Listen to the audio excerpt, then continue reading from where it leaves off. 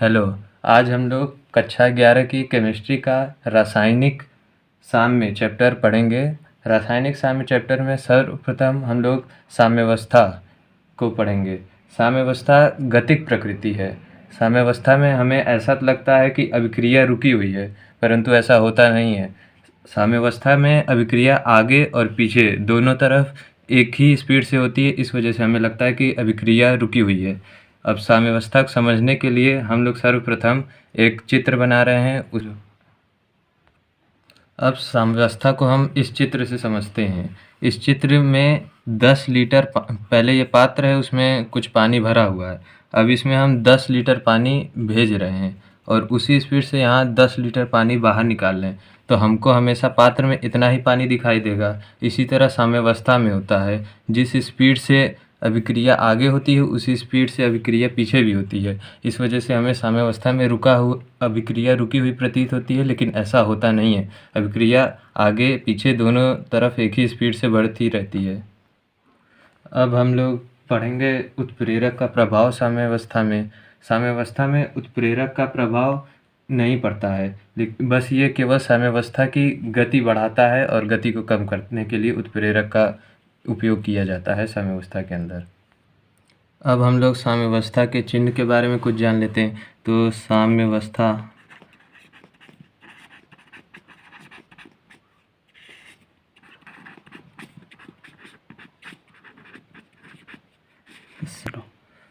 साम्यावस्था का चिन्ह होता है ऐसे किसी भी रासायनिक अभिक्रिया में। अब जैसे ये कोई रासायनिक अभिक्रिया है मान लीजिए, और इससे ये बन रहा है उत्पाद, तो इसमें साम्यावस्था का चिन्ह ऐसे बनेगा। यानी ये अभिक्रिया आगे की तरफ भी हो सकती है, पीछे की तरफ भी हो सकती है, और दोनों तरफ इसकी स्पीड एक ही तरह होगी। अब हम लोग जान लेते हैं साम्यावस्था के प्रकार के बारे में। साम्यावस्था दो प्रकार की होती है। पहला होता है समांगी और दूसरा होता है विषमांगी।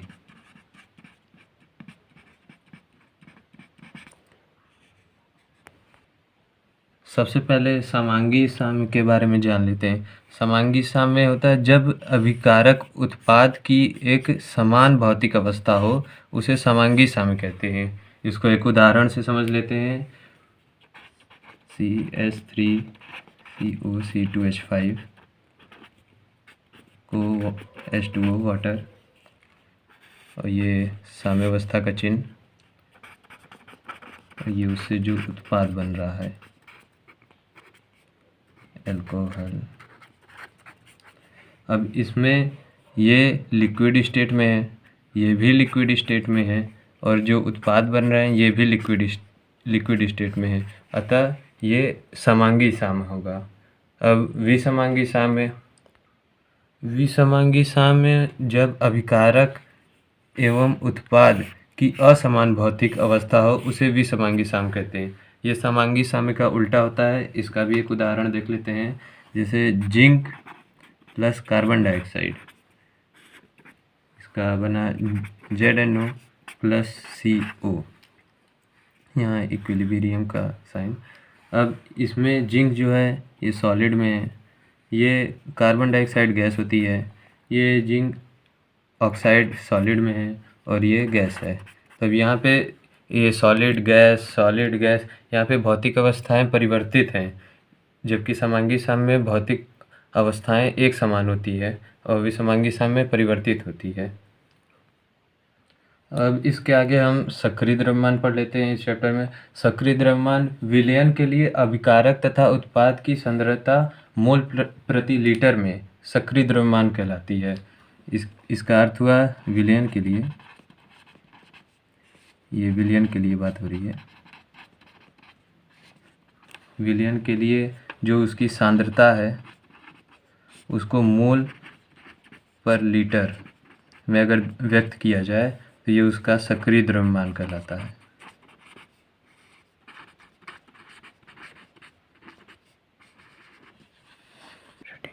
अब अगर हमें आयतन लीटर में दिया हुआ है तो उसके लिए पदार्थ का मोल सक्रिय द्रव्यमान का होता है पदार्थ का मोल बटे आयतन, ये सक्रिय द्रव्यमान का सूत्र है, लीटर में होना चाहिए आयतन। अगर आयतन मिलीलीटर में दिया हुआ है तो मिलीलीटर के लिए सूत्र हो जाता है हमारा पदार्थ का भार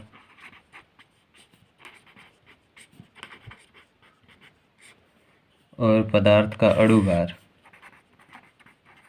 ये होता है पदार्थ का मोल। अभी पीछे पढ़े थे मोल मोल अपॉन आयतन होता है, तो अब यही मोल ये हो गया, और आयतन मिलीलीटर में, और आयतन मिलीलीटर में इसलिए ऊपर 1000 से गुणा कर देते हैं। हम पढ़ेंगे द्रव्य अनुपाती क्रिया का नियम। ये गुलबर्ग तथा बागे नामक 2 वैज्ञानिकों ने दिया था। इसे दिया था उन्होंने 1864 ईस्वी में। इनके अनुसार किसी भी रासायनिक अभिक्रिया की दर वो अनुक्रमानुपाती होती है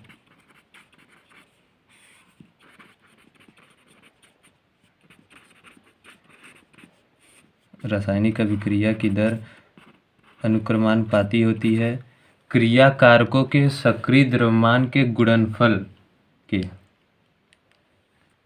अतः द्रव्यानुपाती क्रिया के नियम के अनुसार किसी भी रासायनिक अभिक्रिया की दर क्रिया कारकों के सक्रिय द्रव्यमान के गुणनफल के बराबर होती है, के अनुक्रमानुपाती होती है। अब पढ़ लेते हैं ये क्या है।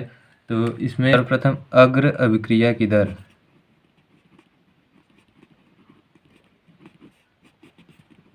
अग्र अभिक्रिया की दर, इसको हम कहते हैं RF, और पश्च अभिक्रिया की दर, इसको कहते हैं RB।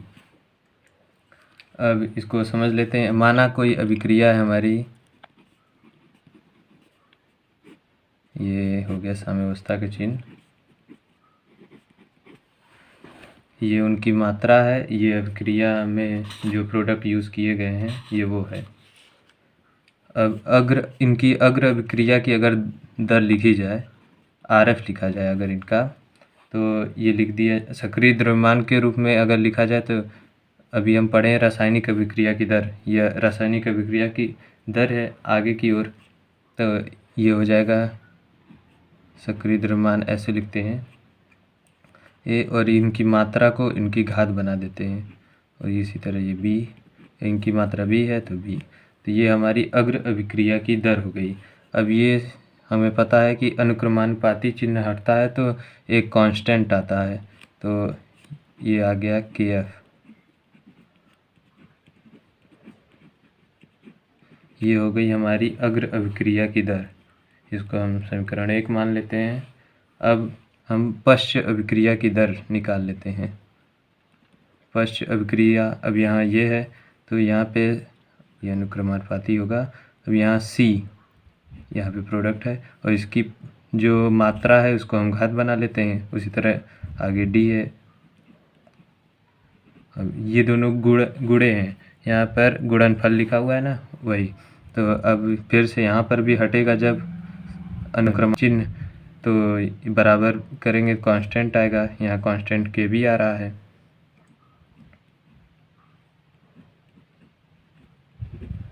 इसको हम समीकरण 2 मान लेते हैं। तो ये हमारा समीकरण 1 हो गया, समीकरण 2 हो गया, ये हमारी अभिक्रिया। अब यहाँ पर KF और KB ये हमारा वेग स्थिरांक है, ये हमारा अग्र वेग स्थिरांक हो गया, और ये हमारा पश्च वेग स्थिरांक। अब हम जानते हैं कि साम्यावस्था में अग्र अभिक्रिया की जो दर होती है, अग्र अभिक्रिया की जो दर होती है वो पश्च अभिक्रिया की दर के बराबर होती है। अभिक्रिया की दर है हमारी RF, ये बराबर होगी RB के। अब अगर हम इनका यहाँ समीकरण से इनका RF और RB का मान रख दें, तो RF का है KF A इसकी घात है a इंटू बी, इसकी घात है b, ये बराबर हो जाएगा आर बी का है के बी, ये c की c और d। अगर हम के बी को इधर ले जाएं और इसको इधर लाएं तो ये हो जाएगा के एफ अपॉन के बी, और ऊपर ये है ही, और ये यहाँ गुणे में है तो यहाँ भाग में आएगा।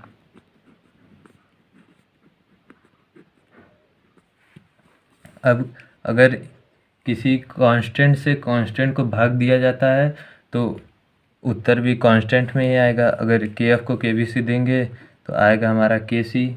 के सी हमारा साम्यावस्था स्थिरांक है। अब के सी बराबर आ जाएगा सी और ये आ गया हमारा के सी।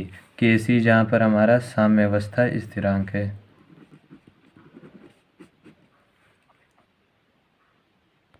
यहाँ पर यह ध्यान देना होगा कि यहाँ ए बी सी डी ये विलयन के रूप में है और के सी सांद्रता के रूप में है। अगर यही हम गैस के लिए लिखते हैं तो गैस का के पी, इसको गैस वाले को के पी बोलते हैं, ये हो जाएगा पी सी की पावर सी पी डी की पावर डी, ये गुणे में है पी ए की पावर ए पी बी की पावर बी। यहाँ पी सी इसका अर्थ हुआ pressure of C, pressure of C की power C into pressure of D की power D upon pressure of A की power A into pressure of B की power B. ये हो गया के पी। अब हम वो समझ लेते हैं कि के पी है क्या। तो उसके लिए हम ये रासायनिक अभिक्रिया देखते हैं। N2 + 3H2 और ये समवस्थक चिन्ह और 2NH3 हमको प्राप्त होता है। ये तीनों गैस में है यानी समांगी साम्य है। अब इसका हम के पी अगर लिखें तो हमारा आएगा पी, अब ऊपर है पश्च अभिक्रिया का सी डी, वो पश्च अभिक्रिया थी, यहाँ से हम PNH3 अब इसकी जो मात्रा है उसको घात में लिखते हैं अपॉन प्रेशर ऑफ N2, और N2 यहाँ पर एक ही है तो इसकी पावर एक ही हो जाएगी, और प्रेशर ऑफ H2 और H2 यहाँ 3 है तो यहाँ पर 3 हो जाएगी। ये इसका Kp होगा। अब हम Kp और Kc में संबंध जान लेते हैं। अभी हम लोग पढ़े हैं कि Kc आया था हमारा, ये हमारा आया था Kc, और हमारा Kp आया था Pc PD PA pressure of A और प्रेशर ऑफ B। अब हम आदर्श गैस समीकरण जानते होंगे, होता है PV = nRT। अगर यहाँ से V को इधर भेज दिया जाए N/V/RT, और ये होता है हमारा मोल बटे आयतन, ये होता है हमारा सक्रिय द्रव्यमान।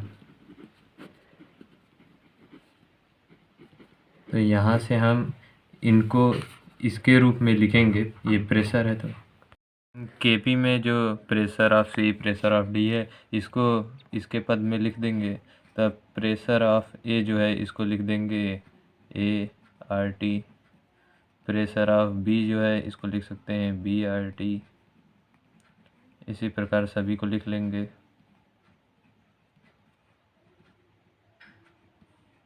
Pressure of D = DRT। अब हम Kp को जो अभी हमने मान निकाला है उस हिसाब से लिख देते हैं। तो अभी हम Pc का निकाले थे CRT। अब CRT की भी घात हो जाएगी C, उसी तरह इसका हुआ था DRT, तो DRT की पावर D अपॉन ART की पावर ए और इसके बाद बी आर टी की पावर बी। अब इसको सबको अलग कर लेते हैं, तो इसको सी आर टी को हम ऐसे लिख सकते हैं और डी आर टी को ऐसे लिख सकते हैं। इसी तरह नीचे भी कर लेंगे, यहाँ इसकी पावर है, इसकी भी पावर है। इस तरह बी की power b into r t की पावर बी। अब ए बी सी डी जो है उनको अलग निकाल लेते हैं, तो ऊपर आ जाएगा सी और इसको व्यवस्थित कर देते हैं।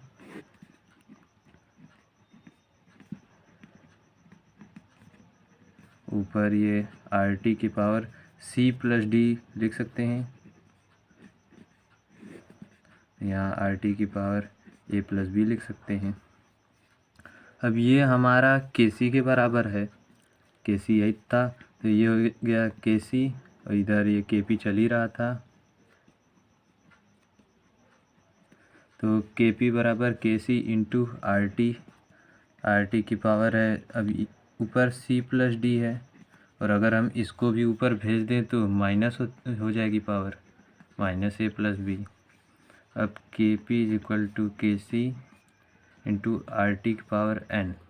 अब एन, जहाँ एन हमारा ये है सी प्लस डी माइनस ए प्लस बी, यही हमारा के पी के सी में संबंध है, संबंध सूत्र है। अब इसका हम एक उदाहरण देख लेते हैं। अभिक्रिया है हमारी वही 2NH3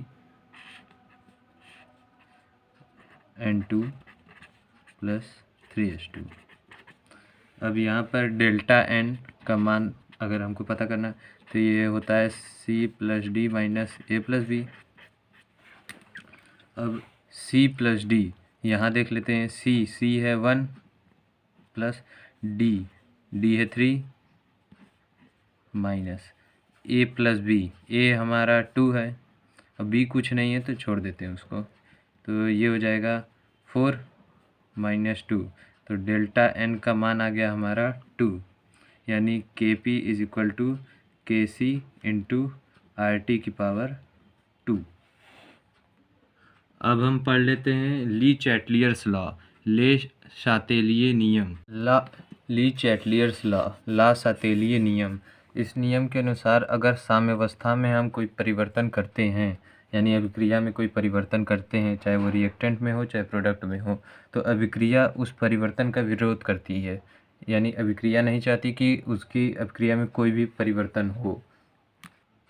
अब हम इसमें जो अभिक्रिया है उसमें पड़ने वाले प्रभाव के बारे में जान लेते हैं। तो उसमें सबसे पहले ऊष्मा का प्रभाव जान लेते हैं। ऊष्मा का प्रभाव, ऊष्मा से संबंधित दो अभिक्रियाएं होती हैं, ऊष्माक्षेपी और ऊष्माशोषी। ऊष्माक्षेपी वो होती है जिसमें ऊष्मा निर्मुक्त होती है, और ऊष्माशोषी वो होती है जिसमें ऊष्मा शोषित होती है। तो ऊष्माक्षेपी का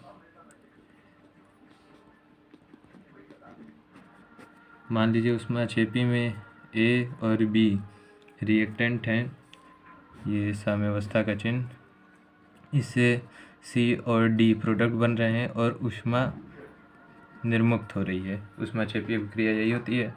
तो ये बोलने, और ऊष्माशोषी अभिक्रिया में ऊष्मा अवशोषित होती है।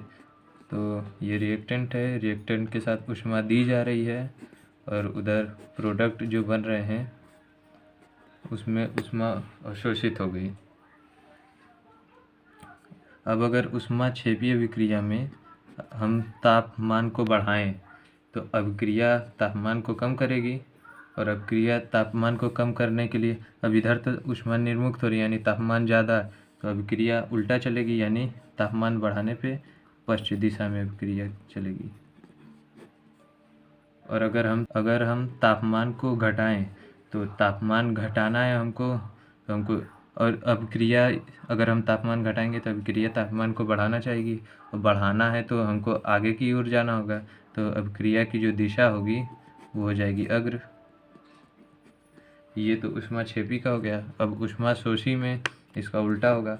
अगर हम तापमान ऊष्माशोषी में बढ़ाना चाह रहे हैं, अभिक्रिया घटाएगी, और अभिक्रिया घटाएगी तो घटाने के लिए इसको अग्र दिशा में जाना होगा, क्योंकि यहाँ पर ऊष्मा अवशोषित हो जा रही है। अगर हम ऊष्माशोषी अभिक्रिया में तापमान को घटाएंगे तो अभिक्रिया बढ़ाना चाहिए। अब बढ़ाना है तो इधर ऊष्मा है, तो इधर पश्चिम दिशा में अभिक्रिया की दिशा होगी। अब हम दाब का प्रभाव पढ़ लेते हैं इसी में। साम्यावस्था की अभिक्रिया में दाब का प्रभाव क्या पड़ता है ली चैटलियस नियम के अनुसार। तो उससे पहले जान लेते हैं कि एक मोल जो होता है वो होता है एक अवगाद्रो संख्या के बराबर। ये हमारी एक अभिक्रिया है N2 + 3H2 2NH3। ये हमारी अभिक्रिया है। अगर इसमें हम मोलक संख्या निकाल लें तो ये हो जाएगी 1, और ये है 3, और इधर हो जाएगी 2। Na यहाँ अवगाद्रो संख्या है, तो 1 + 3 4 Na। यहाँ पे मोलक संख्या 4 है और यहाँ पर मोलों की संख्या 2 हो जा रही है। तो इधर ज़्यादा अणु हैं, यानी रिएक्टेंट में ज़्यादा अणु हैं और प्रोडक्ट में कम अणु हैं। इधर ज़्यादा अणु है, इधर कम। अगर हम इस अभिक्रिया में दाब को बढ़ाना चाहेंगे तो अभिक्रिया दाब को कम करना चाहेगी, और कम करने के लिए उसको जिधर अणुओं की संख्या कम है उस तरफ जाना होगा। तो अणुओं की संख्या कम आगे की दिशा में है, तो अभिक्रिया की दिशा हो जाएगी अग्र।